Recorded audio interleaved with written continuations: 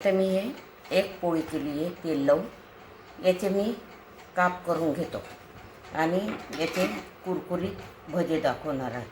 हे बघा, आता मी हे याचे असे छोटे छोटे उभे उभे तुकडे करून घेतो आणि याला थोडंसं 1 तास उन्हात वाळवायला ठेवतो।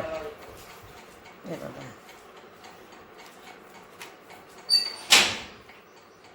हे असे पातळ पातळ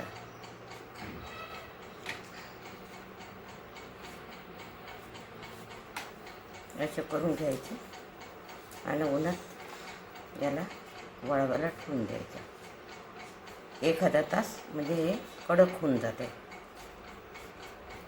आता हे बघा, हे पोळीचे मी पातळ पातळ काप केले आणि आता याला 1 तास उन्हात वाळवायला ठेवतो।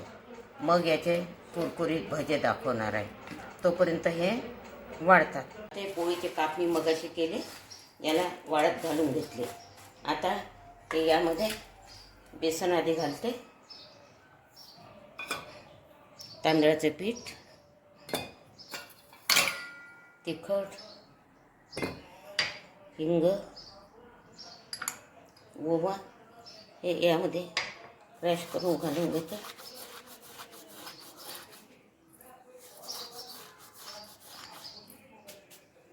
हळद,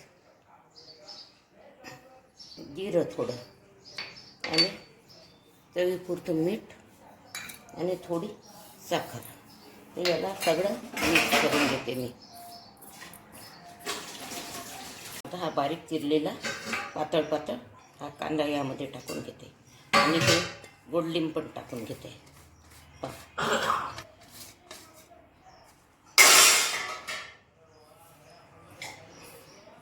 आता मिक्स करून हे भिजवून घेते,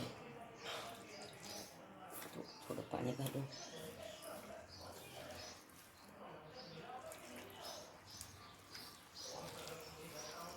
तेल गरम झालेलं आहे, कढई आधीच ठेवलं आणि आता यामध्ये भजे सोडायच्या वेळेस हे काप वेळेवर सोडायचे असे।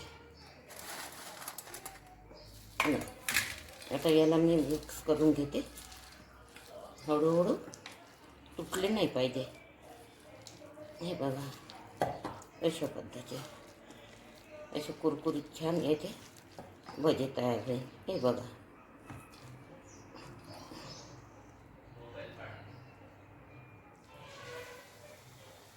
हे काढून घेते।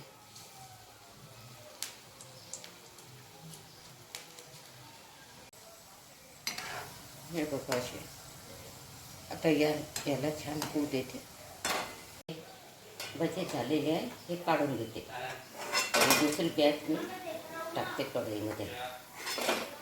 बघा, मी पोळीच्या काप करून कतरण करून केलेले हे भजे, जास्त कांदे याच्यात घातलेले नाही, पण तुम्हाला वाटेल का कांदा खूप जास्त घातलेला आहे। पोळीच्या कतरणपासून हे भजे केलेले।